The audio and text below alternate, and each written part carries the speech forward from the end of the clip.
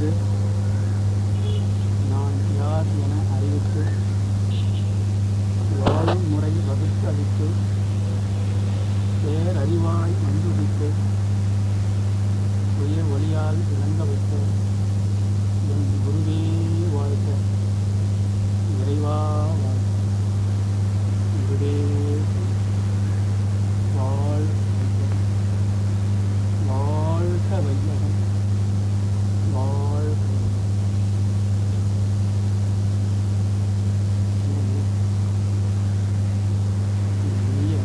மாலை வேலையில் நாம் அனைவருமே இந்த பிறவியிலே முழுமையாக நிறைவாக பிறவியின் பயனை எழுதுவதற்கு இந்த மனிதன் உணர்ந்து கொள்ள வேண்டிய இறை உணர்வும் அறநெறியும். நீங்கள் அனைவரும் வாழ்க்கையிலே குடும்ப வழியிலே இறைவனை பற்றியும் அறநெறிகளை பற்றியும் இதுதான் என்று கற்பிக்கப்பட்டு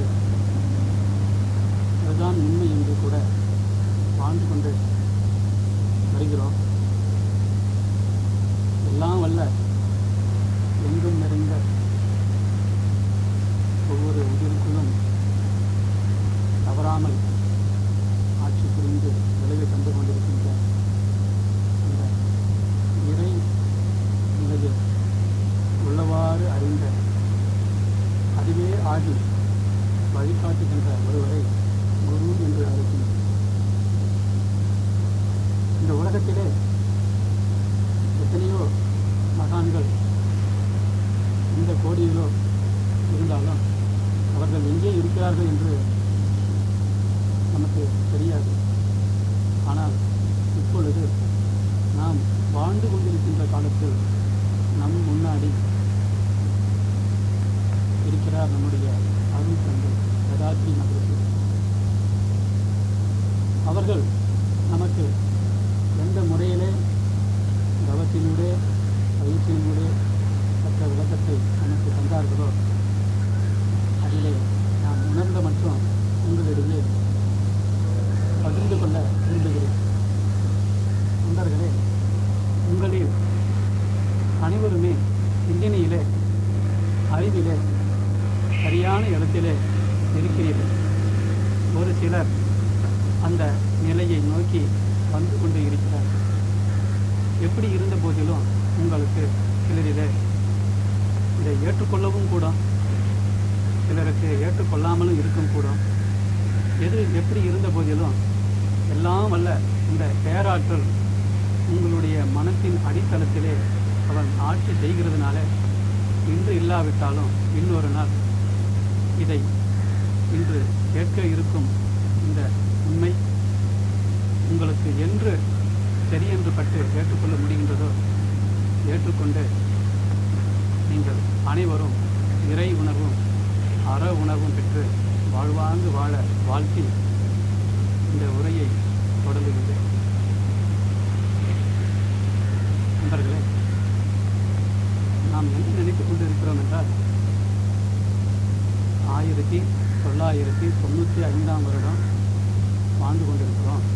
அப்போது இந்த உலகத்திலே இந்த மனிதனுடைய கால அளவு இவ்வளவுதான் என்று அல்ல. இயேசு மகான் பிறந்த தினத்தை ஒட்டி குவித்து வைத்த வருடம்தான் இந்த 1995. அதற்கு முன்பாக எத்தனையோ ராஜாக்கள், புத்தர் போன்றவர்கள் எல்லாம் இந்த நாட்டிலே வாழ்ந்து சென்றிருக்கிறார்கள். அப்படியே போனால் இந்த உலகம் எப்பொழுது தோன்றியது என்று யாராலும் கணக்கெடுத்து சொல்ல முடியாது. அது மட்டுமல்ல, இந்த மனிதன் இந்த பூமியிலே எப்பொழுது முதல் தோன்றினான் என்ற காலத்தை ஆராய்ந்தாலும் கூட நமது மனதிற்கு கிடைக்கவே மாட்டேங்கிறது. அப்படி முதல் மனிதன் தோன்றி இன்று வரைக்கும் பார்க்கும் பொழுது எங்கேயோ ஒரு இடத்துல இந்த மனிதனுடைய தாகம் பார்த்தீங்கன்னா சிந்தனைகளே உயர்ந்து உயர்ந்து உயர்ந்து உயர்ந்து இப்போ இன்று இருக்கிற விஞ்ஞான யுகத்தில் வந்து சேர்ந்துருக்கும். அந்த சிந்தனையிலே உயர்ந்து உண்மைகளாம் கண்ட பெரியவங்க எல்லாம் அவ்வப்போது வாழ்ந்து வந்த மக்களை வழி நடத்துவதற்கு அவர்கள் நல்ல முறையிலே தனக்கும் மற்றவர்களுக்கும் துன்பம் செய்யாமல் அவர்கள் நலமோடு வாழணும் என்ற கருணையோடு வகுத்து வழிநடத்தி வந்தாங்க. அப்படியே இன்று வரை இந்த உலகம் முழுவதும் உலக மக்கள் அனைவரிடையேயும் பார்க்கும் பொழுது ஒவ்வொருத்தருக்கும் ஒவ்வொரு நாட்டிலும் பல அறிவிலே உயர்ந்த பெரியவர்கள் வந்து வழிகாட்டியிருக்காங்க. அவைகள் எல்லாம் தான் மதங்கள் என்று வழங்கி வருகிறது.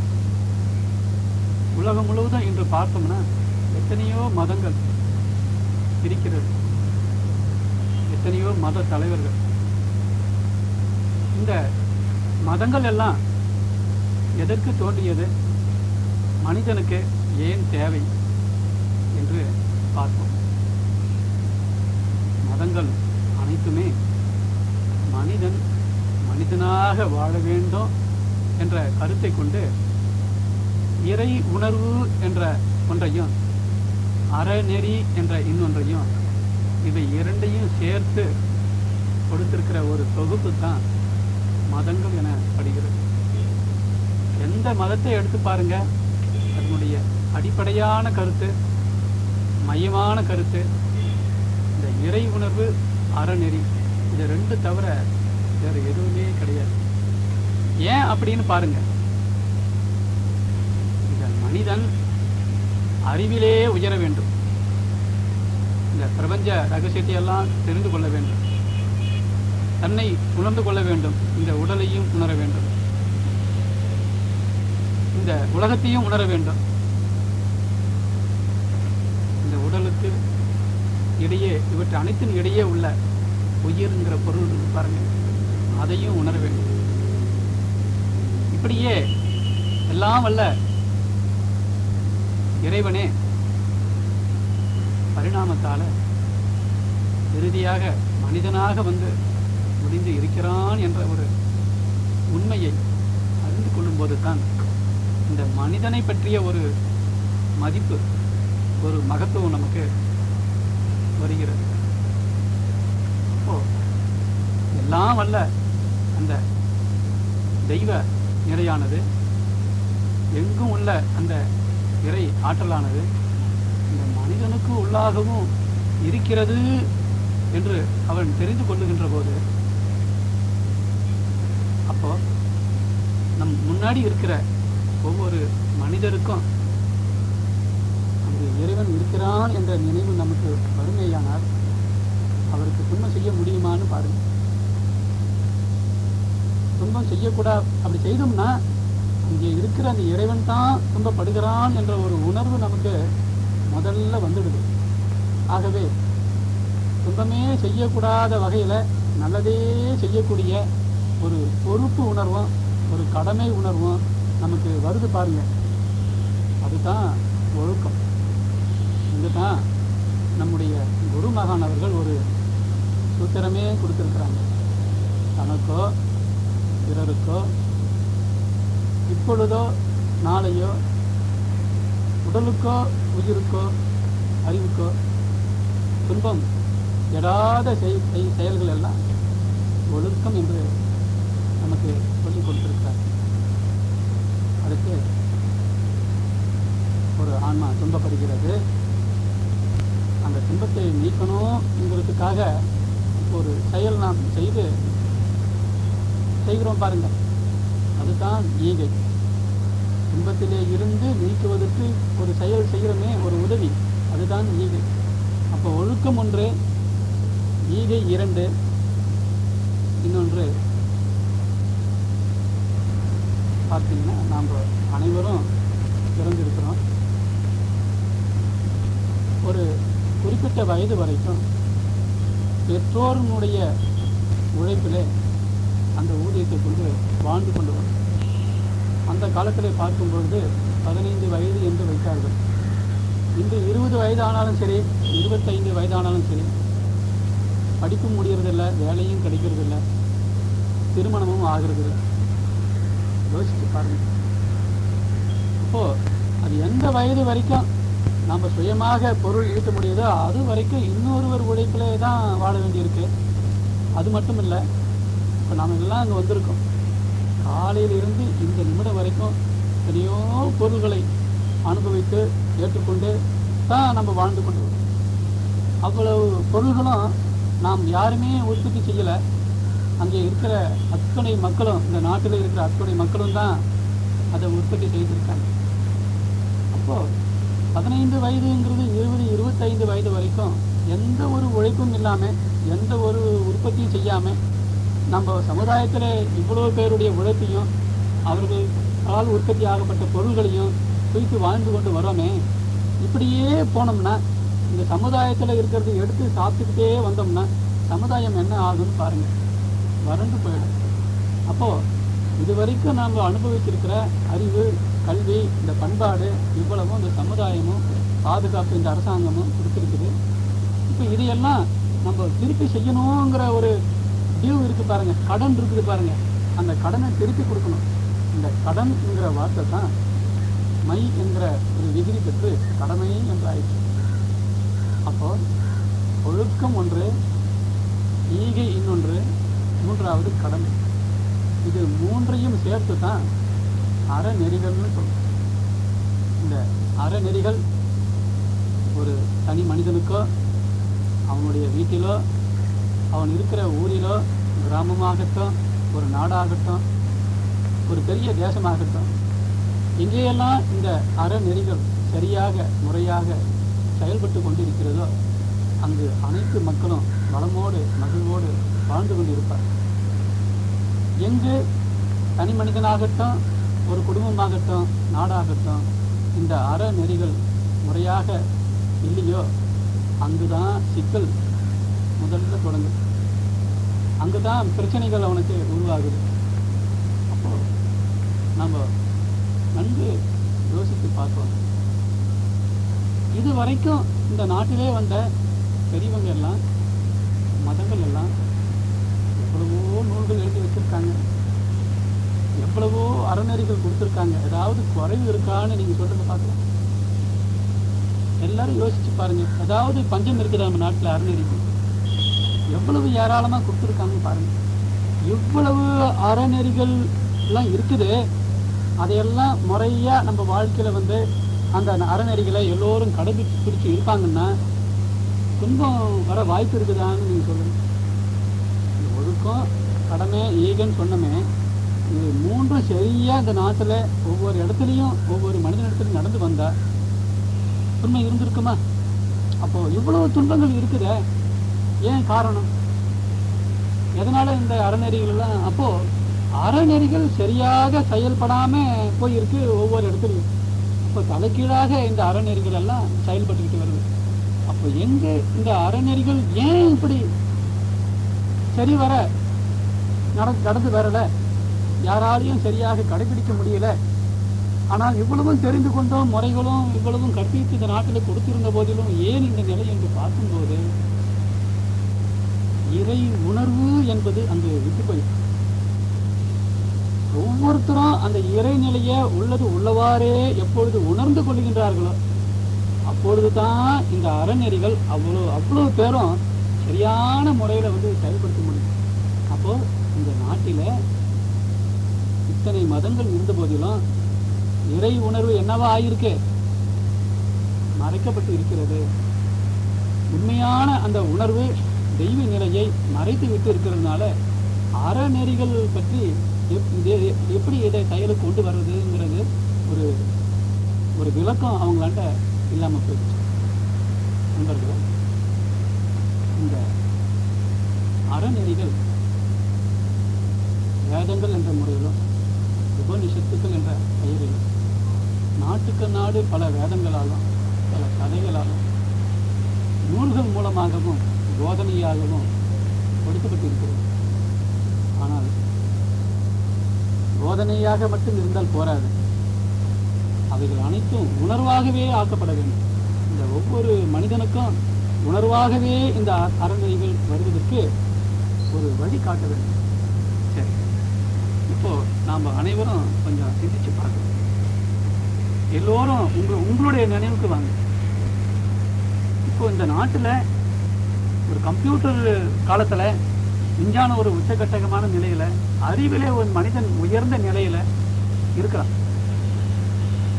இவ்வளவு பெரியவங்களும் மதங்களும் இந்த நாட்டில் இருக்குது, இன்னும் இருந்துகிட்டு இருக்குது. எந்த ஒரு மதமாச்சும் இல்லை எந்த ஒரு மத தலைவராச்சும் இல்லை எந்த அந்த மதத்தினுடைய பயிற்சி மூலமாக கடவுள்ங்கிறவன் இறைவன்ங்கிறவன் இப்படித்தான் இருப்பான் என்று இறைவனை யாராவது காமிச்சு கொடுத்துருக்காங்களான்னு இப்ப கொஞ்சம் சிந்திச்சு பாருங்க. நன்கு சிந்திச்சு பாருங்க. இறைவன் இப்படித்தான் ஏதாவது ஒரு பயிற்சி எந்த மதத்திலையாச்சும் கொடுத்துருக்காங்களான்னு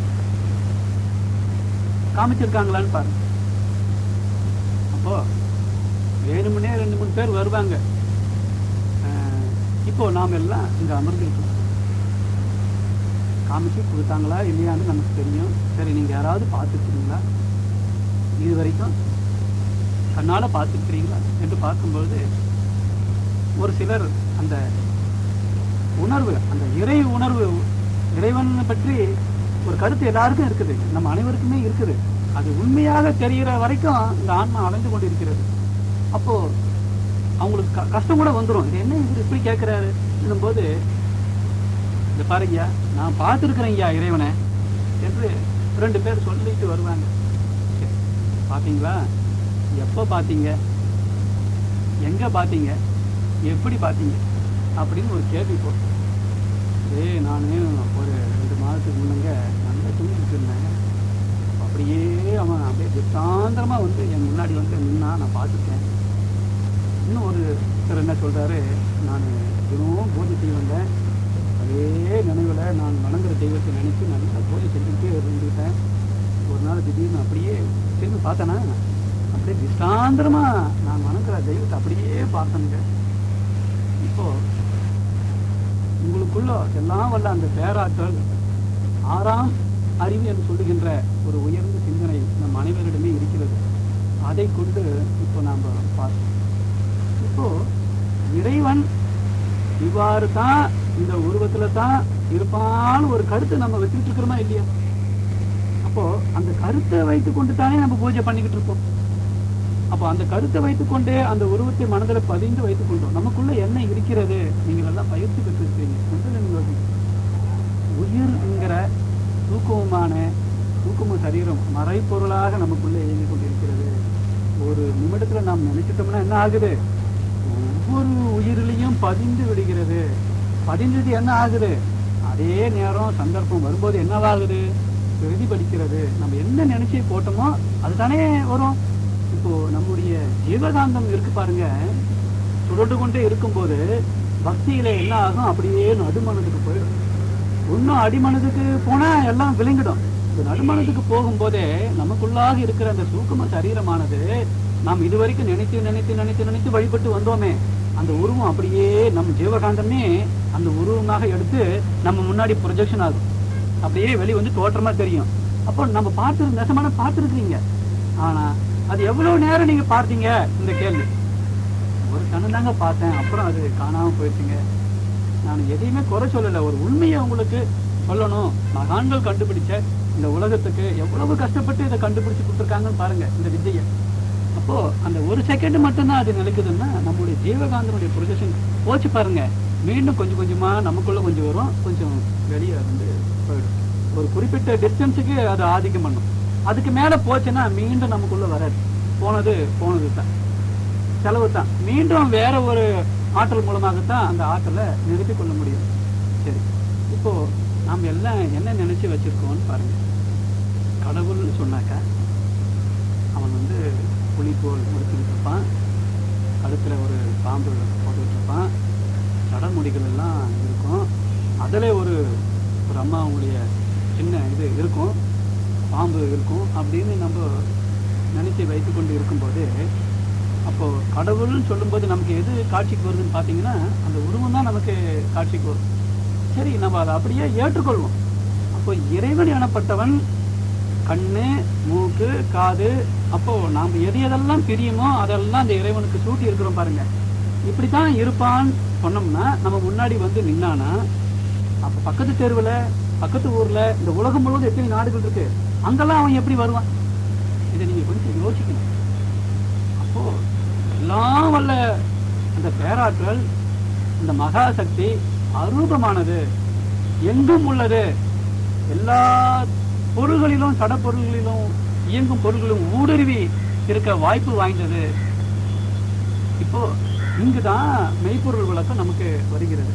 இப்போ இந்த துறையில தன்னை ஈடுபடுத்திக் கொண்ட பெரியவங்கள்லாம் அவங்க பட்ட கஷ்டம் கொஞ்சம் நெஞ்சமே கிடையாது. அவங்க ஆராய்ச்சி பண்ணும்போது அந்த இறைநிலைக்கு நுழைவதற்கு முன்னாடி முதல்ல நான் யார், நான் எங்கே இருந்து வந்தேன், நான் இப்ப என்ன செய்து கொண்டிருக்கிறேன், எங்க போய் கொண்டிருக்கிறேன், நான் எங்க போனோம், இந்த ஒரு கேள்வி எப்ப நமக்கு வருது? அருள் துறையில அந்த பக்தி நிலையிலே இருந்தாலும் கூட இந்த ஆன்மீக நாட்டத்துல ஒரு குறிப்பிட்டபடியாச்சும் நம்ம வந்து தாண்டி இருந்தா தான் இந்த ஒரு மனதுக்கு ஒரு குறைவு, இதை தெரிந்தே கொண்டு ஆகணும், இதை அறிந்தே ஆகணும், அப்பொழுதுதான் இந்த ஆன்மா வந்து இந்த பிறவி வந்து நிறைவாகும்ன்ற ஒரு எண்ணம் ஒவ்வொருத்தருக்கும் ஒரு சூழ்நிலை சத்தியமா வரும். இப்போ இங்க எல்லாரும் உட்கார்ந்துட்டு இருக்கிறீங்க. ஒரு சின்ன உதாரணம் பாருங்க. சின்ன வயதுல உங்கள் அனைவருக்குமே நான் திருமணம் செய்துக்க போறது இல்லை, திருமணம் ஆனவங்களுக்காக சொல்றது தானே, நான் திருமணம் பண்ணிக்க போறது இல்லைங்க, நெசமா பண்ண போறது இல்லைங்கன்னு அந்த பால் பருவத்திலேயே அந்த குழந்தைங்க சொல்லும். 11, 11 வயசு 12 வயசுல சொல்லும். ஏன்னு பார்த்தீங்கன்னா எதுக்காக இந்த ஆன்மா இந்த உடலை எடுத்து வந்ததோ அதைய அறிந்து அவனோட அந்த பிறவி வினைகள்லாம் கழித்து அவனோட முடியணுங்கிறதுக்கு வந்து பாருங்க, அது அப்படியே தொக்கி நிக்குது அந்த 11 வயதிலே கூட.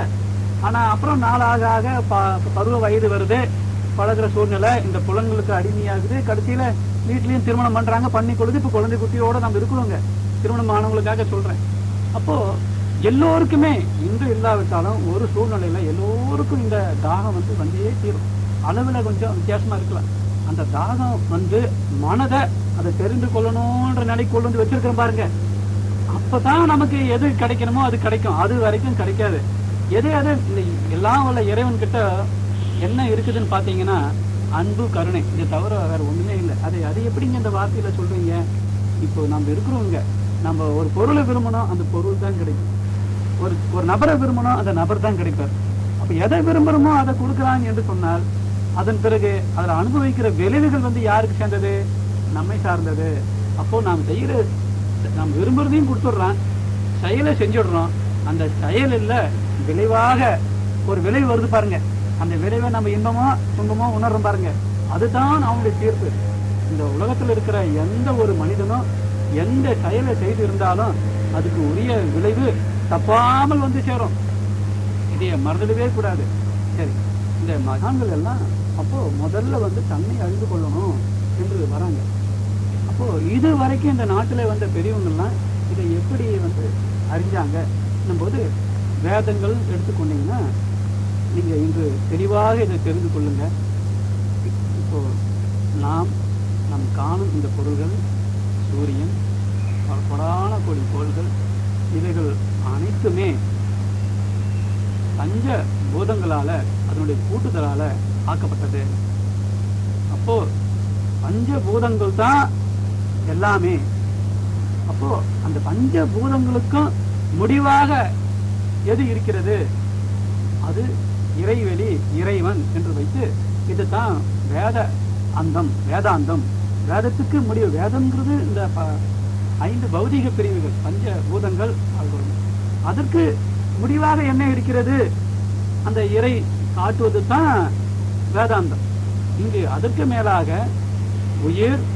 உயிருக்குள்ளே மனம், அந்த மனதுக்குள்ளே அறிவு, அந்த அறிவு எது என்று அப்படியே சென்று தன்னுடைய அப்படியே பஞ்சபூதங்கள் வந்து அந்த பஞ்சபூதங்களுக்கு அப்பால இருக்கிற அந்த ஒவ்வொரு பஞ்சபூதங்களுக்குள்ளவும் ஒவ்வொரு கோள்களுக்குள்ளவும் எவ்வளவு அந்த அறிவே இருந்து கொண்டு எப்படி பேட்டர்ன், பிரிசிஷன், ரெகுலாரிட்டி, தன்மை, துல்லியம், இயக்க ஒழுங்கு பார்க்குறோம். எட்டி பொருள் பூமி சொல்றோம்.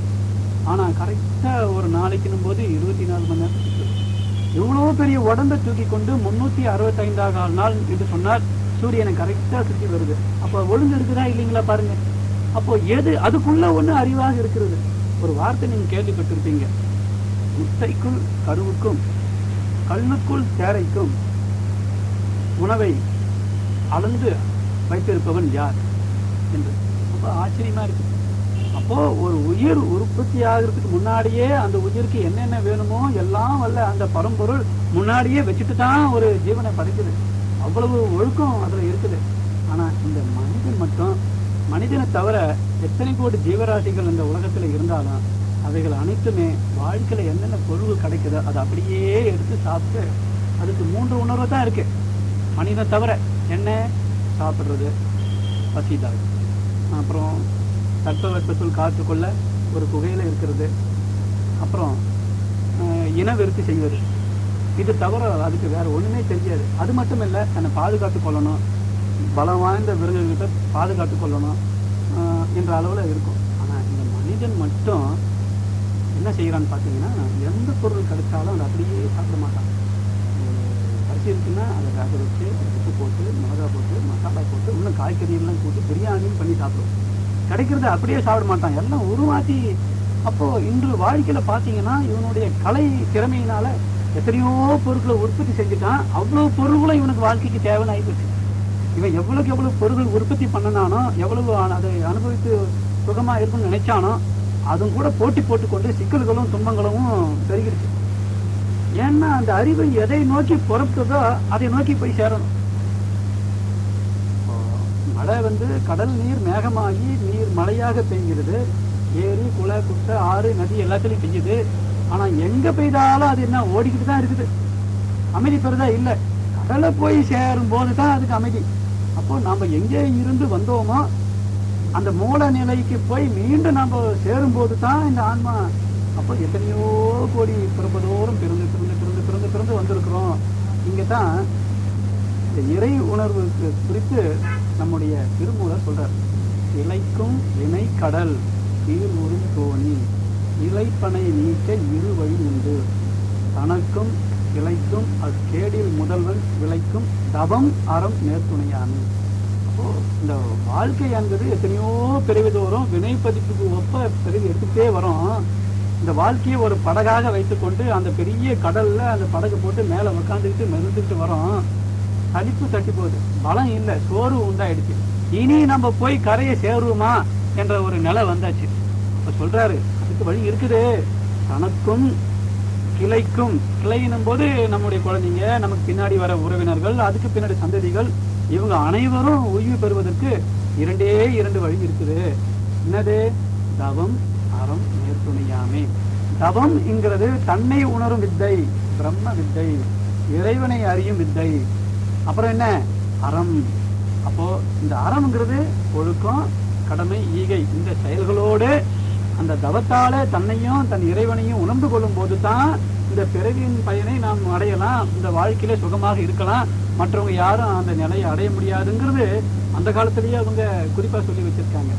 சரி, இவங்க அப்படியே வந்தாங்க, எல்லாம் கண்டுபிடிச்சு நமக்கு சொல்றாங்க, பாருங்க இந்த வழியில தான் போகணும், இப்படித்தான் வாழணும், அவனை நீங்க உணர்ந்து கொள்ளணும் என்று அவர்கள் எப்படியெல்லாம் சென்று எவ்வாறெல்லாம் அந்த இறைவனை கண்டார்களோ அதை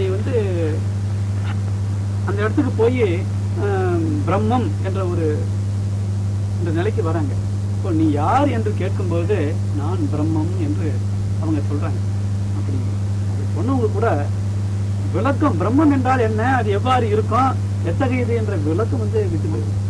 இது வரைக்கும் அந்த வேதத்துல பார்த்தீங்கன்னா உபனிஷத்துக்கள் என்று சொல்லி எல்லா விளக்கமும் தராங்க.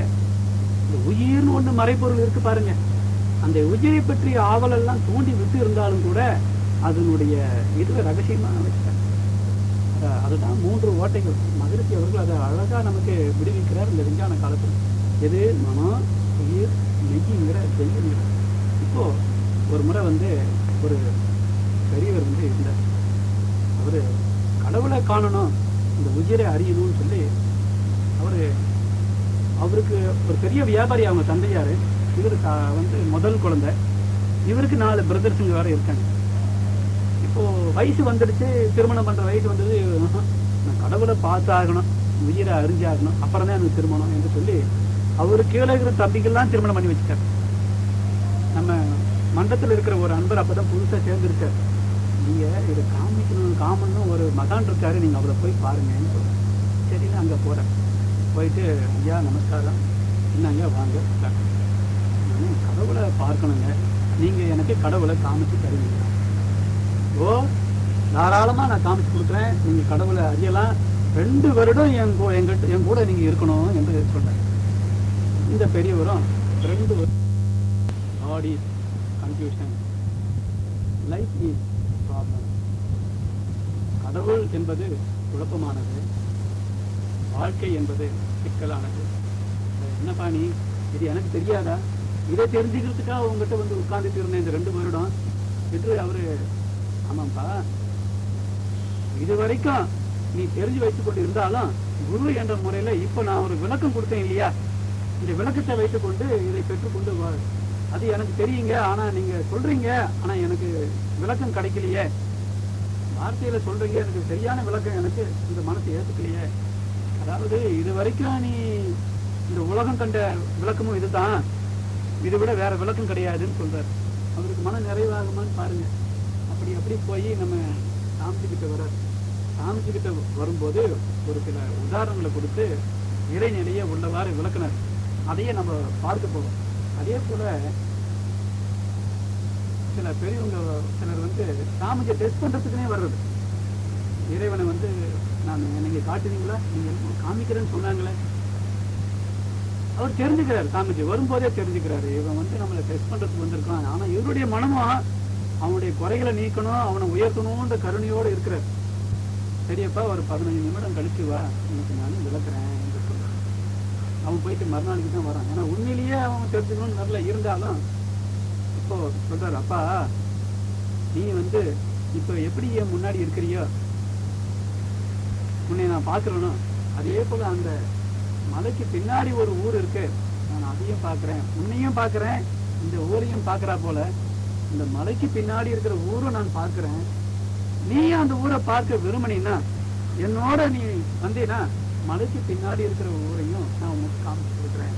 ஆனா நீயும் கீழே இருந்து கொண்டு அந்த ஊரை பார்க்க முடியலன்னு சொல்ற, நான் என்ன செய்யறது, என் கூட வா என்று சொல்ற. மேலும் அவர் வந்து சொல்ற, அதாவது 4 பாதை இருக்கு ஒரு ஊருக்கு போறதுக்கு வழிகாட்டி, ஒவ்வொரு ஊருக்கு வழிகாட்டுது இல்லையா, நம்ம கடவுள் என்ற ஊருக்கு போறதுக்கு வழி கேட்கணும். அப்போ ஒரு நான் உணர்ந்த நிலையில பெற்ற அனுபவத்தை வைத்துக் கொண்டு உனக்கு எந்த வழியில போன நீ அந்த ஊரை போய் அடைய முடியுமோ அந்த வழியை ஒரு கை காட்டி மனம் போல நான் காமிச்சு கொடுக்குறேன்.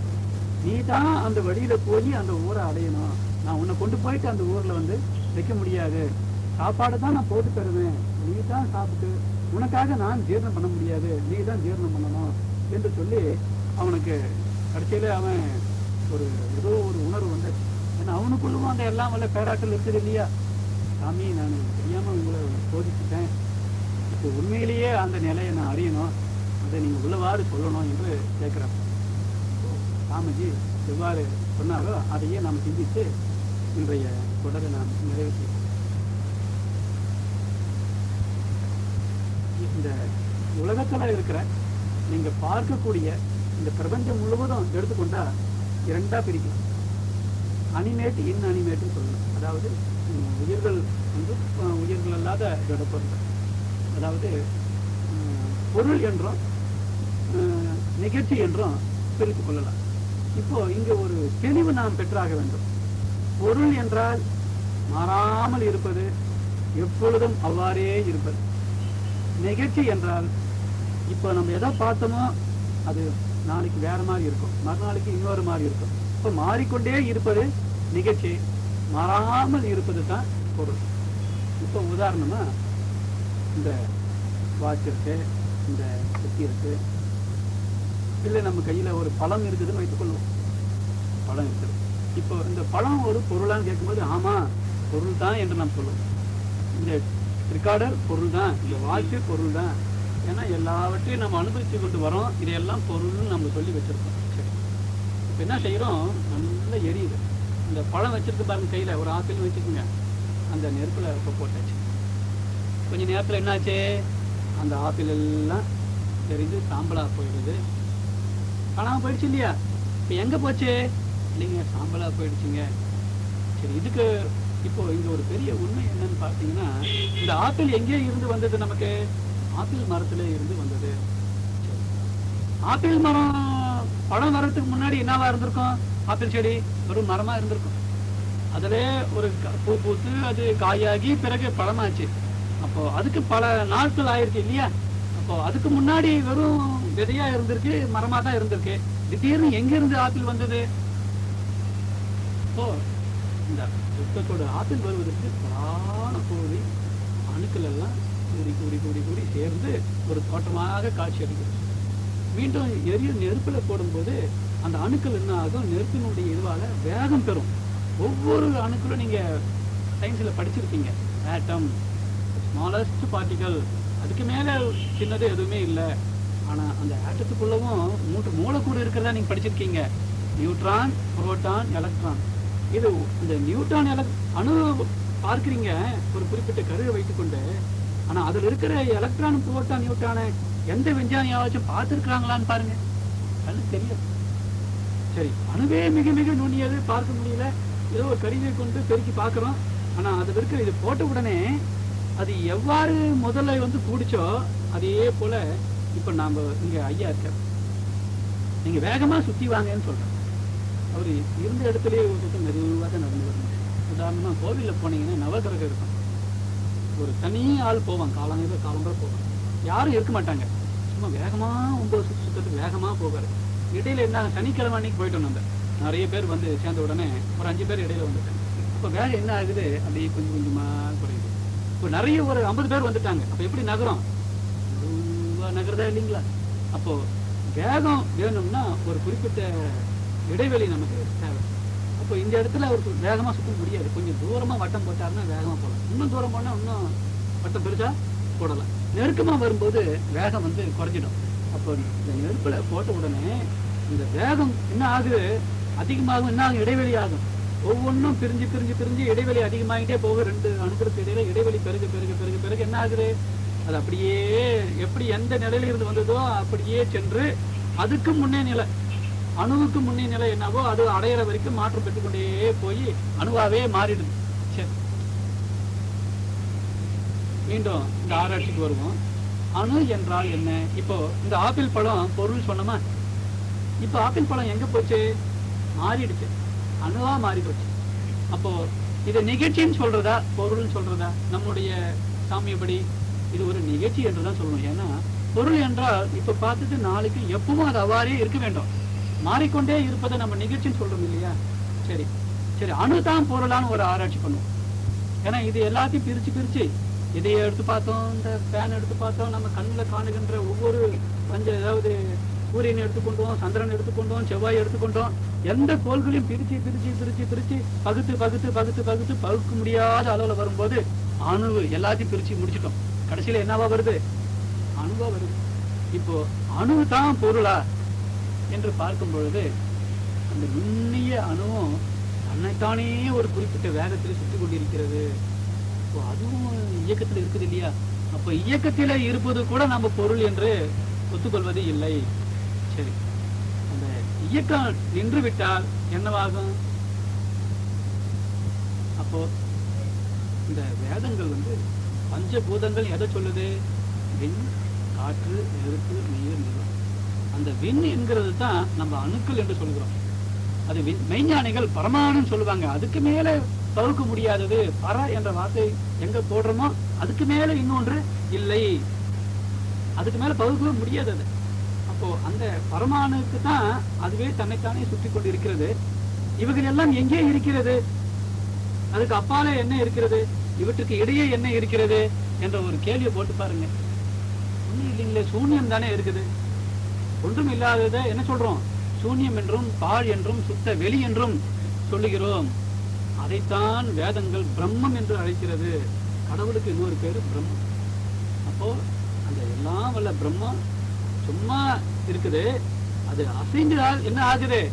சக்தி. அது எங்கும் சும்மா இருக்கிறதுனால அதை சிவம்னு சொல்றோம். இதை நம்முடைய எல்லா மகான்களும் இதை ஆராய்ந்து கண்ட உண்மைகளை எழுதி வச்சிருக்காங்க. மகரிஷி கூட அவர் பெற்ற அனுபவத்தோடு ஒரு கவியை எழுதி வச்சிருக்காரு. ஒன்றுமில்லா ஒன்று அறிந்தேன், விலக்கி காட்ட ஓமை இல்லை, எனினும் ஒருவாறு சொல்வேன், என்றுமே மாறாத இயற்கையேதான், எங்கும் நிறைவாய் உள்ளதால் சிவமாம் என்றும், நின்றும் நடந்தும் மற்ற தோற்றங்கள் எல்லாம் நிலைக்கு ஒட்டாது இயக்குவதால் சக்தியாகும். இன்று இந்த சரீரத்தில் இரத்த ஓட்டம் உள்ள மட்டும் நான் என்ற அறிவுமாகும் என்று அவர் உணர்ந்ததை அப்படியே சொல்றார். இந்த நாட்டில் பார்த்தீங்கன்னா மதங்கள் என்ற பெயரால் ஒரு ஒரு நூற்றாண்டுக்கு முன்னே நீங்கள் போனீங்கன்னா இந்த சைவம் வைணவம்னு சொல்லி எப்படி அடிச்சுட்டாங்க தெரியும். எங்கள் தெய்வம் தான் தெய்வம், உங்கள் தெய்வம் சின்னது, இதுதான் உண்மை, இதுதான் கடவுள், இது கடவுள் இல்லை. அப்போது இந்த வைணவர்கள் எல்லாம் அந்த பார்த்தீங்கன்னா ஒரு குண்டலம் போட்டுக்கிட்டுருப்பாங்க, காதில் போட்டுக்கிட்டுருப்பாங்க, அதில் ஒரு மணி இருக்கும். அப்போ இந்த சிவாய நமகன்ற சத்தம் கேட்டாவே அது இவங்களுக்கு ஒத்து வராது. உடனே தலையை அப்படி எப்படி ஆசைச்சுட்டாங்க. சத்தம் அது அந்த அந்த வார்த்தை கூட காதில் கேட்கக்கூடாது. அந்த அளவுக்கு ஒரு சுத்த வைணவம் என்ற முறையில் இருப்பாங்க. தப்பி தவறி அங்கே ஒருத்தன் போய் அந்த சைவம் என்றவங்க போயிட்டாங்கன்னா அவ்வளோதான், முடிஞ்சான். அப்படி ஒரு மழை புயல் காற்று அடிக்குது, ஒரு வைணவ சபை நடந்துக்கிட்டு இருக்குது. இந்த காற்று புயலில் வந்து நம்ம போன்ற ஒருத்தர் என்ன பண்ணார், வந்தார். அவர் சுத்த சைவம் என்ன பண்ணார், ஒதுங்கிட்டார். என்னடாயினம் பட்டையாக போட்டுக்கிட்டு இருக்கிறோம், காதலை வந்து ஒன்றுமே இல்லை, இவன் நம்ம ஆளே கிடையாது, இவனை சும்மா விடக்கூடாதுன்னு எல்லாம் கோபத்தோடு வராங்க. ஏன்னா அப்படிப்பட்ட ஒரு காலம். உடனே கண்ணபுரம் ஆளே அப்படிங்கிறான். என்னடா வைணவனா இருப்பான் போல இருக்கே, வேஷம்தான் போல இருக்குன்னு சொல்லி உடனே பரவாயில்ல, கடவுளினும் நீ அதிகம். ஆஹா, என்ன அற்புதமான வைணவம், கடவுளை விட கண்ணபுரமால் வந்து பெரியவன் சொல்லிட்டானே, நீ ரொம்ப சிறந்த ஆளு என்று சொன்ன உடனே உன்னிலும் நான் அதிகம் வந்துச்சு கோபம். பாவி தெரியாம அகம்பாவம் பிடிச்சவனா இருப்பான் போல இருக்கேன் என்று சொல்லி எல்லாம் அடிக்க ஒதுக்க வந்துடுறாங்க. கொஞ்சம் இருங்க, நான் ஏன் சொன்னேன்னு எனக்கு கொஞ்சம் வாய்ப்பு கொடுங்க கேட்குறப்பல. என்ன உனக்கு சொல்றது, உனக்கு இவ்வளவு கொழுப்பு இருக்கு, கடவுளை விட நீ பெரியவன் சொல்ற. ஒரு சிவனுக்கு ஒரு பிறப்பு, அதாவது அவன் பிறப்போ 10, திருமாலுடைய இது 10, என் பிறப்போ எண்ணி முடியாதே, எண்ணி தொலையாதேங்கிறான். அப்ப விளக்கம் கொடுக்குறான். சிவன் வரும்போதுதான் பிறகுறான், அப்புறம் பிறப்பு கிடையாது. இவன் 10 பிறப்பு எடுத்துட்டான். நானும் இந்த யுகம் மனிதன் தோன்றி இன்று வரைக்கும் எத்தனையோ பிறவி எடுத்து எடுத்து எடுத்து வந்து தாயினுடைய பாலெல்லாம் எவ்வளவு சாப்பிட்டேனோ அது பார்க்கடலை விட பெருசா ஆகி போச்சு. அப்போ நான் அதை விட பெரிய, அதை வச்சு சொன்னேன் வினைப்பதிவா, நான் இன்னும் பிறந்து பிறந்து வந்துகிட்டே இருக்கேன், அவனை வந்து அடைய முடியல, அடையிறதுக்கு வழி தேடிக்கிட்டு இருக்கிறேன் என்று அவன் ஏங்குற மாதிரி அந்த கவியில வந்து இது எதுக்கு கொடுத்துருக்குறாங்கன்னா, இறைவன்ங்கிறத வந்து இதே இந்த பார்த்தசாரதி மாலைன்னு ஒன்று இருக்கு. மகரிஷி அவர்கள் ஒரு 8 வயது பையனா இருக்கும்போது அவங்க அப்பா கிட்ட கேட்பாராம், கடவுளை பற்றி சொல்லுங்க, அது எப்படி ஏது, எல்லாரும் இப்படி எல்லாம் வணங்குறாங்களே, இறைவன் ஒருத்தனாலே இருக்க முடியும், எனக்கு நீங்க தான் விளக்கணும்னு கேட்கும்போது அவர் ஒரு கவியை எடுத்து கொடுக்குறாரு. அந்த ஒரு கவி இன்னைக்கும் மகரிஷி அவர்கள் நினைக்கும் போது சொல்வார், கடவுள் தெய்வம் ஒருவனே அன்றி வேறில்லை, உயிரெல்லாம் ஒன்றாமே ஊற்று பார்த்தால், கருவிடமே உலகம் முதல் எல்லாம் ஆயிற்று, கதிரவனால் இந்த உலகமெல்லாம் விளங்கி நிற்கும், உருவான நட்சத்திரங்கள் 27 உள்ளபடியே நடக்குமே அல்லால் வேறே இல்லை, பரிமளமே பார்த்தனுடைய சாரதி பணியாய் நீயேன்னு அவங்க எவ்வளவு அழகா எடுத்து கொடுத்துருக்காங்க பாருங்க. இந்த இயற்கையெல்லாம் எப்படி இயங்கிட்டு இருக்குது, உயிரெல்லாம் எல்லாமே ஒன்று தான். இந்த உலகத்துல எந்த கோடியில நாம் இருந்து கொண்டு இருந்தாலும் இங்க நான் செய்கிற ஒரு சின்ன செயலானது, அந்த செயல ஒரு விளைவானது நான் மட்டும் அனுபவிக்கிறது இல்லைங்க, எவ்வளவு பேருக்குள்ளவும் ஊடுருவுதுங்க. இந்த உண்மையை வந்து அந்த உயிரினுடைய மகத்துவத்தை வந்து வெளியே கொண்டு வர முடியாம இந்த நாட்டுல வந்து பண்ணிட்டாங்க. அப்போ இந்த எந்த பொருளை எடுத்து பார்த்தாலும், பிரிச்சு பிரிச்சு பிரிச்சு பார்த்தாலும் கடைசியா என்ன வருது பாருங்க, அந்த பரம்ங்கிற வெளிதான் வருது. இப்போ உணர்ந்தவங்க என்ன பண்ணாங்க, சரி நம்ம வாழ்க்கையில இதையும் அந்த பாத்திரங்க ஃபேன் எல்லாம் பொருளாக பழகியாச்சு, இந்த பொருளே இருந்து அந்த பொருளை வேறுபடுத்தி காட்டணும் இல்லையோ, ஆகினால அது மெய் என்ற ஒரு அடமொழியை கொடுத்து அதை மெய்ப்பொருள் என்றும் இது எல்லாம் பொருள்னு வச்சுட்டான். அப்போ மெய்ப்பொருள் என்று எதை சொல்றோம், அந்த எப்பவும் மாறாதது, இயங்காமல் இருப்பது, எப்பொழுதுமே எல்லா இடத்துலையும் எல்லா காலத்திலையும் இருப்பது. அப்போ நம்ம கண் முன்னாடி நம்ம பார்க்கிறோம், பார்த்து கொண்டே இருந்துகிட்டு என்ன செய்யறோம், என்னால பார்க்க முடியலையேன்னு சொல்றோம். நமக்குள்ளாகவும் இருக்கான், நமக்கு முன்னாடி எங்கேயும் அவன் இல்லாத தூணிலும் இருப்பான், துரும்பிலும் இருப்பான். இதுதான் ஒரு ஞானி ஒரு இடத்துல சொல்றார். நம்ம நாட்டுல பாரதின்னு ஒருத்தர், காக்கை குருவி எங்கள் ஜாதி, கடலும் மலையும் எங்கள் கூட்டம். இந்த காக்கை இந்த குருவி எல்லாம் எடுத்தீங்கன்னா அது பசி எடுத்தா சாப்பிடுது, தாகத்துக்கு சாப்பிடுது, இன்ப துன்பம் அனுபவிக்குது, உயிர்களை அதாவது இனவிருத்தி செய்யுது. அந்த உணர்ச்சி நிலையில காக்கை குருவி நம்மளை போல ஜாதி தான். நீல் கடலும் மலையும் எங்கள் கூட்டம். இந்த கடல் மலை இதெல்லாம் பிரிச்சு பிரிச்சு பிரிச்சு பார்த்தோம்னா அணுவை ஆய்க்கலாம் இல்லையா, அணுக்களுடைய கூட்டம். அதே போல நாமும் அணுக்களுடைய கூட்டம் தான் என்று எவ்வளவு பெரிய ஞானின்னு பாருங்க.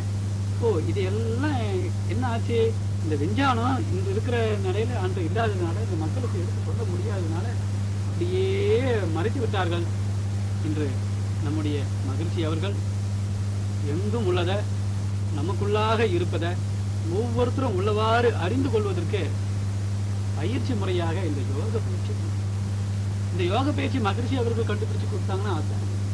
அந்த காலத்திலேயே முனிவர்கள் சித்தர்கள் எல்லாம் இந்த யோகங்களை கடைபிடிச்ச போது தான் பிரத்யாகாரா தாரணா தியானம் சமாதி. இந்த மனம் எப்படின்னு பார்த்தீங்கன்னா இது வரைக்கும் என்ன செயல்களை செய்திருக்கு, எதையோ எப்படியெல்லாம் போற்றி இருக்கு, எவ்வளவு பாராட்டி இருக்கு, அதே தான் பதிந்து இருக்கும். அதே தான் சந்தர்ப்ப சூழ்நிலை வரும், அதே போல மதிக்கும், அதே போல போற்றுவோம், அதே போல பாராட்டும். வேற வழியில் அது பயணம் செய்யவே செய்யாது. அப்போ இப்படி மோல்டாகி இருக்குது இல்லையா, மீண்டும் அதனுடைய மூல நிலைக்கு அதை கொண்டு போனோம்னா அதுக்கு ஒரு பயிற்சி கொடுக்கணுமே இல்லையா. அதுக்கும் ஒரு முறையை கொடுத்துருக்காங்க. உடற் பொருளாவி உதகத்தார் கொண்டு படர்வினை பற்றற பார்த்து கை வைத்து நொடியில் அடி வைத்து நுண்ணுணர்வாக்கி கடிய பிறப்பு வர காட்டினேன் நம்பியே. அப்போ அந்த மூலாதார இடத்துல போயிட்டு அந்த தெய்வீக சக்தியானது இருக்கிறதுனால அவன் என்ன ஆச்சு, இந்த பஞ்சபூதங்களை உணர்றான். அப்போ இந்த 5 பூதங்கள் அந்த புலங்கள் மூலமாக இன்பம் துன்பம் சுவை இவெல்லாம் அனுபவித்து அதிலேயே நின்றுடுறான். அப்போ அந்த புலன்களை நின்றதுனால அதுக்கு மேலாக இருக்கிற நிலையை அவன் அறியணும் என்று சொன்னால் அவனுக்குள்ளாக இருக்கிற அந்த தெய்வீக மகாசக்தி அந்த இடத்தை விட்டு மாற்றி தன்னுடைய மூல நிலையான அதாவது ஆக்கினை என்கிற இடத்துல கொண்டு வைக்கணும். நாம் எல்லாம் அந்த கண்ணை திறந்து விட்டுருக்காங்க. அப்போ என்ன ஆகுது, இந்த புலன்கள் வழியாக சென்று நாம் அனுபவிக்கிறதெல்லாம் அதுல அளவு முறை நமக்கு வந்துடுது. எந்த அளவுக்கு இதை அனுபவிக்கணும், எந்த அளவுக்கு இதை கொள்ளணும்ன்ற ஒரு அளவு தெரியாம இருந்தது. இப்ப அளவு வந்துடுது. மீண்டும் துரியத்துக்கு போறோம். அங்க போனா என்ன நடக்குது, தன்னை உணர்ந்த தத்துவ ஞானிகள் உன்னை வினையின் முடிச்சை அவிழ்ப்பர், என்னை வினையை பிடித்து பிசைவர், சென்னையில் வைத்த சிவனருளாலே. இப்போ இந்த மனிதன் ஏன் அந்த இறைநிலையை மறந்துட்டான்னு பார்க்கும் பொழுது வினைப்பதிவாகவே வரான். ஒண்ணு பெற்றோர்கள் அடிப்படையாக வந்திருக்கிற பழைய வினை சஞ்சிதம், பிறந்த பிறகு நாம் செய்த செயல்கள் பெற்ற அனுபவங்கள் இவைகளெல்லாம் இன்னொரு வினையாக இருக்கிறது பிராரத்தம். இது ரெண்டும் சேர்ந்துதான் நமக்கு ஒரு புதிய எண்ணமும் புதிய செயலும் செய்கிறோம். அப்ப இந்த 2 வினையும் இருக்கிற வரைக்கும் தன்னுடைய மூல நிலையை நம்ம அறிய முடியுமா, இறைவனை காண முடியுமா, வாழ்க்கையில அறநெறி உணர்வு வருமானா வரவே வராது. பேசுவோம், செயலுக்கு வரவே வராது. அப்போ என்ன செய்யணும், அந்த குருவின் மூலம் இந்த யோக பயிற்சி தான் மகரிஷி அவர்கள் மனவளைக்கலைன்னு நமக்கு ரொம்ப எளிமையா கொடுத்துருக்காரு. அப்போ துரியத்துல இருந்து செய்ய செய்ய செய்ய செய்ய இது வரைக்கும் பழக்கத்தால மனம் போய்கிட்டு பாருங்க, அது மீட்டு திருப்பி கொண்டு வருது. அதுவே அதுக்கு விளக்கம் கொடுத்து கொள்ளுது. அந்த விளக்கம் கொண்ட உடனே இப்படியெல்லாம் நான் போயிட்டேன், இப்படியெல்லாம் செய்துட்டேன், என் வாழ்க்கை இப்படி ஆயிடுச்சு, இனி இப்படி நான் நடந்து கொள்ள மாட்டேன், இப்படித்தான் வாழ்வேன், இந்த முறையில தான் இருப்பேன்ற ஒரு தெளிவு, இன்ட்யூஷன், உள்ளுணர்வு சுயமாகவே உங்களுக்கு கிடைக்குது. அப்போ அதன்படி என்ன ஆகுது, ஏன் இந்த உணர்வு வருது, இந்த உச்சியில நின்று தவம் ஏற்ற ஏற்ற ஏற்ற புறத்துல இருந்து செயல்பட்டீங்களே, அது நடுமனத்துக்கு போகும்போது அதுக்கும் கீழே அடிமனம், அங்கதான் அந்த தெய்வ நிலை இருக்குது, மறைஞ்சு இருக்குது. இப்ப இந்த தவத்துல என்ன ஆகுது, அது செயலுக்கு வருது. செயலுக்கு வரும்போது இவன் தன்னை உணர்றான், காணுகின்ற அத்துணை காட்சிகளையும் உணர்றான். அதுக்கு மூலம் எது எதுக்கு எல்லாத்தையும் உணர்றான். எப்படி உணர்வுப்படுறான் பாருங்க. எல்லாம் வல்ல இந்த பரம்பொருளே எங்கும் நிறைவாக இருந்து கொண்டு இருக்கிறது. அப்போ இப்போ ஒரு பெரிய தோசை இருக்கு, நடுப்புற சின்னதா போட்டு வைத்துக்கொள்ளு. ஒரு உதாரணத்துக்கு சொல்றேன், அது தோசை தானே, அதுவும் தோசை தானே. பெரிய தோசை ஒரு சின்னது பிட்டு எடுத்துட்டோம், இது என்ன தோசைன்னு சொல்லுவோம். ஆனா இது துண்டு பட்டு இருக்குது, அது வந்து அப்படியே இருக்குது. ஒரு உதாரணம் சொல்றேன், அவ்வளவுதான் இருக்கும்னு நினைச்சுக்க வேண்டாம். அப்போ அந்த எல்லாம் வல்ல அந்த வெளிங்கிற பரம்பொருள்ல இருந்து ஒரு சின்ன ஒரு துண்டுபட்ட ஒரு பகுதி தான் இந்த பிரபஞ்சம். இந்த பிரபஞ்சத்துல என்னென்ன இருக்குது? நம்ம சூரியனை போல ஒவ்வொரு சூரியனோட பெருசு தான் ஒவ்வொரு நட்சத்திரங்களும். கோடான கோடி நட்சத்திரங்களை பார்க்கிறோம், அதெல்லாம் ஒன்றும் நம்முடைய சூரிய குடும்பம். இவ்வளவும் அந்த துண்டுபட்ட பகுதி தான். அப்போ மீதியெல்லாம் என்ன? பெரிய தோசை பார்த்தோம் இல்லையா? அப்போ துண்டுபட்டு வந்தாலும் இதுவும் தோசை தானே. இதுல என்ன வித்தியாசம் பார்த்தீங்கன்னா, அது அப்படியே இருக்குது, ஆனா இது மட்டும் இயக்கத்துக்கு வருது. இந்த துண்டுபட்ட பகுதி ஒரு ஃபீல்டு, எனர்ஜி ஃபீல்டாக இருக்கிறது. அப்போ இந்த பேரியக்க மண்டலம் என்று எடுத்துக்கொண்டா அவ்வளவு கோள்கள், இந்த உயிர்கள் என்ற மனுஷன் வரைக்கும் வந்துட்டோம்னா நமக்கு இடையிலேயும் ஒரு ஆற்றல் இருக்கிறது. என்ன ஆற்றல் இருக்கிறது? இந்த ஆற்றலுக்கு நாம் ஒரு பேர் வைத்துக் கொண்டோம், வான்காந்தம் என்று. யூனிவர்சல் மேக்னட்டிசம், வான்காந்தம் என்று சொல்றோம். அதை வந்து இன்னும் சொல்ல போனா எலக்ட்ரோ மேக்னட்டிசம் சொல்லலாம். அப்போ இங்கிருந்து நம்ம எது பேசினாலும் இந்த பிரபஞ்சம் முழுவதும் யார் எந்த கோடியில இருந்தாலும் யாரை நினைச்சு எந்த பொருளை நினைச்சு சொல்றோமோ அங்க போய் அது நிச்சயமா தகவல் கொடுக்கும். சந்திரன்ல போய் ஒருத்தர் இருக்கிறான், இங்க இருந்து நம்ம பேசுறோம், அவன் கறியை வைத்துட்டு கேட்கறான், இடையில நம்ம வயிறு பிடிச்சிக்கிட்டா போயிருக்கோம். யோசனை பண்ணி பாருங்க. இப்ப இடையில என்ன இருக்குது? இந்த வான்காந்தம்ங்கிற ஒரு ஆற்றல் இருக்குது, நம்ம கண்ணால பார்க்க முடியல. இது இப்படிங்கிறதுக்குள்ள ஒரு கணக்கு சொல்றோம், அதுக்கு முன்னாடி போய் சேர்ந்துடுது. அதனாலதான் அமெரிக்கால ஒரு நிகழ்ச்சி நடந்தா கூட ஒரு டிவி பெட்டியில 1000 டிவி பெட்டிலையும் அதே நேரத்தில் அதே கலரு, அதே ட்ரெஸ், அதே அசைவு பார்க்க முடியுதா இல்லையா? நிஜம் ரொம்ப நெருக்கமா வந்துட்டாங்க. இவங்க என்னன்னு கேட்டாக்கா எல்லாம் ஒத்துக்கிறாங்க, மனோங்கிறத ஒத்துக்க மாட்டேங்கிறாங்க. கடவுள் உயிர்னு ஒண்ணு இருக்குதே அதையே ஒத்துக்க மாட்டேங்கிறாங்க. நாங்க ஒரு உடல் எடுத்தோங்க, எல்லா இடத்துலயும் வெட்டி வெட்டி வெட்டி வெட்டி பார்த்தோம், எந்த இடத்துலயும் உயிர் இல்லவே இல்லைங்க, நாங்க எப்படிங்க நம்புறதுன்னு கேட்குறாங்க. உடனே மகரிஷி அவர்கள் சொல்றாரு, இந்த பஞ்சபூதங்கள் வந்து முதல் பௌதிக பிரிவு அந்த விண்ணுன்னு சொன்ன பாருங்க, அதுதான் ஒவ்வொரு உயிருக்குள்ள உயிராக இருக்கிறது. அது கொடான ஒரு துகள் சேர்ந்து தான் உயிராக இருக்கிறது. அது எல்லாவற்றையும் ஊடுருவி செல்லக்கூடியது. ஒரு பெரிய மலையே வைத்தாலும் ஊடுருவி செல்லக்கூடியது. கற்பனைக்காக சொல்றேன், எவ்வளவு பெருசு தட்டாலும் அதுலயும் புகுந்து போகக்கூடியது.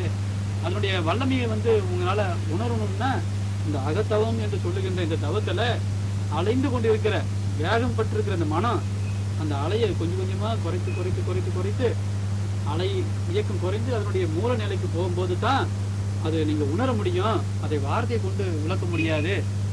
நாங்க வந்து உட்கார்ந்து தவம் செய்யணுமா, அது நம்மால முடியாதுங்க. ஒரு சிலர் அதை செஞ்சுதான் பார்ப்போமே, இவர் என்ன சொல்றாருன்னு பார்ப்போம். இங்க இந்த இறை உணர்வு என்பது வார்த்தையாலேயோ ஒரு பெரிய நூல்களை எழுதியோ பல விளக்கங்கள் கொடுத்தோ உங்களுக்கு காமிச்சு கொடுக்குறது அல்ல. இந்த யோக பயிற்சியால, தப பயிற்சியால இந்த மனம் வந்து வேகமா இருக்கிறதுனால இந்த புற வாழ்க்கையில இது வரைக்கும் பெற்ற அனுபவத்தை மட்டும்தான் வச்சுக்கிட்டு இருக்குது. அப்போ அதைய கடிச்சு அந்த வேகத்தை குறைத்து குறைத்து குறைத்து அசைவே இல்லாத நிலைக்கு கொண்டு போறோம். அதுக்கு உரிய பயிற்சி தான் இந்த குண்டலினி யோகம், நாம் இங்கு செய்து கொண்டிருக்கிற அகத்தவம். அப்போ அது நெருங்கி போக போக போக போக அப்போ எப்படி ஒரு கிணற்று நீர் அசைந்து கொண்டே இருக்கும்போது அதுக்கு முன்னாடியே அந்த குழந்தைங்க போட்ட அந்த பாத்திரங்கள்லாம் கிணற்றுக்குள்ள இருந்தாலும் கண்ணுக்கு தெரியாம இருக்குதோ, மதியம் வீட்டுக்கு வரும் வேலையை வெளியே போயிட்டு, அப்போ உபயோகம் இல்லாம இருக்குது அந்த கிணறு, அசையாம இருக்கு. நீர் பார்த்தா எல்லாம் தெரியுது, மேலேயே தெரியுது, இன்னும் அந்த ஒளி விலகலால எல்லாம் மேலேயே நல்லாவே தெரியுது, பார்க்க முடியுது. அதே போல இந்த மனம் அசைவை நிறுத்தி பார்க்கும்போது அதனுடைய உண்மையான காட்சி இப்ப தெரியுது, நுண்ணிய உயிரினுடைய இயக்கம் அங்க தெரியுது. அப்புறம் இந்த உயிர் எது? நான் அந்த உயிர் தான் என்றால் அந்த உயிர் எது? அந்த உயிருக்குள்ள அசைவில்லாத ஒரு சிவம் என்று சொல்றமே, அது இருந்து கொண்டு அறிவாக ஆட்சி செய்கிறது என்று அறியலாம். அப்ப அந்த சிவம் எது? அதுதான் எல்லாவற்றுக்கும் மூலமாகவும் எல்லாவற்றுக்கும் எடுத்து கொடுத்துட்டு அதுக்கு இடம் இல்லாம இருக்கிறதுனால அதுக்கு அனாதின்னு ஒரு பேர். இப்போ உதாரணமா பாருங்க, இருக்கிறதெல்லாம் பிரிச்சு பிரிச்சு பார்த்துட்டோம், அணுன்னு சொன்னோம். அதுக்கு அப்பாலே இருக்கிறது தான் சிவம் என்றும் பரவெளி என்றும் அதான் இறை வெளி என்றும் கூட நாம் சொல்றோம். சரி, இப்ப இருக்கிறது ரெண்டு பொருள் தானே, எல்லாம் பிரிச்சு பார்த்துட்டோம். ஒண்ணு இறைவெளி, இன்னொன்று அணு. இது எது முன்னாடி வந்தது? இந்த கேள்வி நம்ம பார்த்தோம். இப்போ ஒரு வலிய பொருள்ல இருந்துதான் ஒரு எளிய பொருள் வந்திருக்கணும் இல்லையா? வழியில தானே எளிமையானதை வலு குறை தாங்கிக் கொள்ள முடியும். இப்போ ஒரு மேசை இருக்குது, அது மேல இந்த வாட்சை வைக்கிறது. இப்போ இந்த வாட்சு முன்னாடி வந்துதா, அதாவது வாட்சு மெலியுதா, இந்த மேசை மெலியுதா, இல்லை எது வலியுதுன்னு பார்க்கணும். அப்போ அடுத்த கேள்வி, எதை தாங்கி கொண்டு இருக்கிறது என்ற ஒரு கேள்விப்படும். இந்த மேசைத்தான் இந்த வாட்சை தாங்கிட்டு இருக்குது, அதனால மேசைத்தான் வலிவு அதிகமாக இருக்கிறது என்று சொல்றோம்.